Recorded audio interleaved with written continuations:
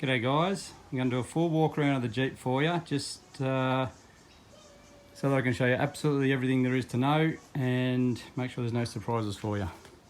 I'll start from the front.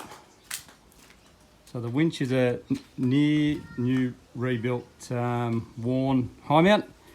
It's done the one race, so about 6 or 8 winches. Something's happened and the bolts that hold the motor on got bent, I think. Right there. Haven't looked at it at all, but I'm very happy to keep the winch and reduce the price of the Jeep. It's got a plus 100 free spool, 70 metres of near new rope, big, whatever you call that again. The stinger bar has been pulled forward a bit, so I need to should have chucked a second bolt in there. See that? Needs another bolt through there. Got a bolt underneath. So the front end's got the coils, 10-inch King smoothies. Custom mounts up the top. I've had a lot of this custom built, so 7075 grade alloy.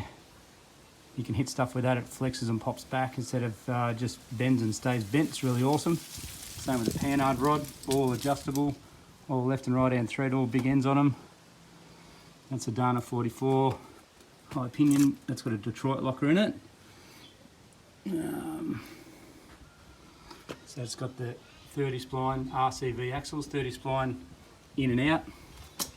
Inners and outers. The heavy duty bead locks, 17-inch rims, 37 crawlers. That much tread on them. They all just slowly leak a little bit. They're due to crack the beads and just clear the mud from the inside of the rim. They've got the RCV solid flanges in there, which is solid as, so nothing will break in there. Stud patterns 5 on 5.5, same as CJ and F100 and everything. So it's got a full traction belly plate with the long arm kits, which is all engineered as well. On the other side it's bent, I'll show you that. ARB rock sliders. The King smoothies on the back are just 8-inch travel. You can see there with coils. The rear diffs are solid Dana 60 35 spline, chrome alloy or 4340. Axles, big wheelwood brakes all around, discs obviously front and back, 2.5-inch stainless system everywhere. That's the swing away tyre carrier that's going to come with it. Now I should have done some bracing before putting that on, because as you can see it's dinted the body. Worse on this side.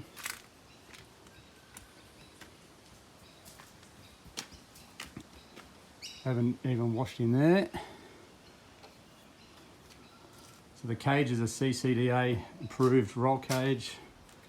Not sure what you want to do with that, but that's it there. So the half doors are in good condition. I've got the inner skins off at the moment because I hit on the roll cage. The bloke who did the roll cage was a bit of a butcher, so I'll show you some of that and I'll tell you in person, whoever I meet, a bit more about that. So the B&M shifter's past its use by date, needs a new one. I intentionally got the one with the indicators on the driver's side for engineering. As you can see, there's no air conditioner or heater controls that you need to factor in. Compressor, which is mounted behind the driver's seat, all works. That's a custom Novak transfer case selector.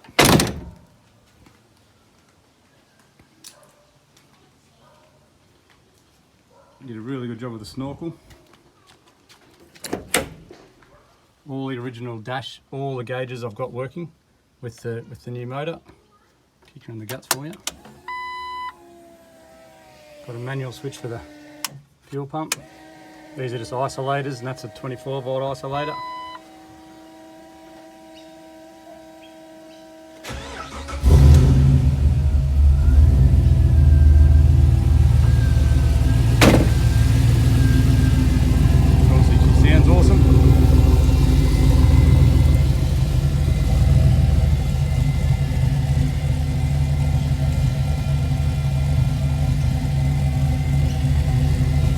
got a bit of a camber, not too crazy. Which is a really solid, very responsive motor. That's the VZ Monaro pedal and brake pedal.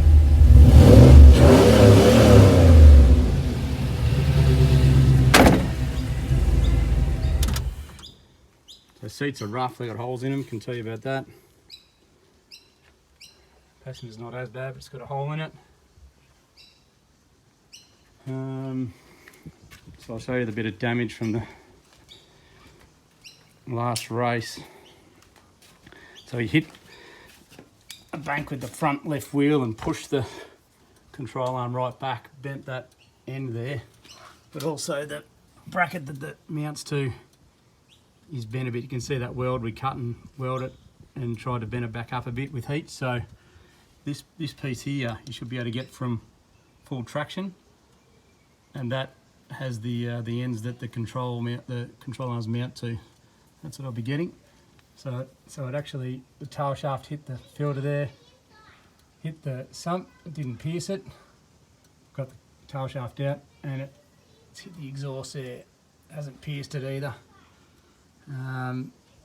But yeah, the selector's not working great at the moment, but you need a new one. And then if I get right under here, how can I get that? Yeah.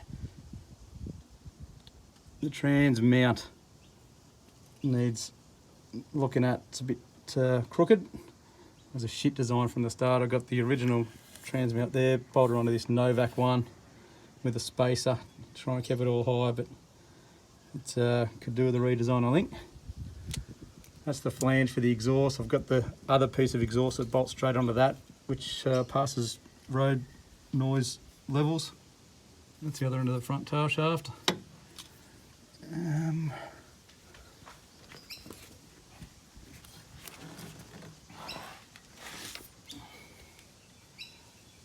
That's in there.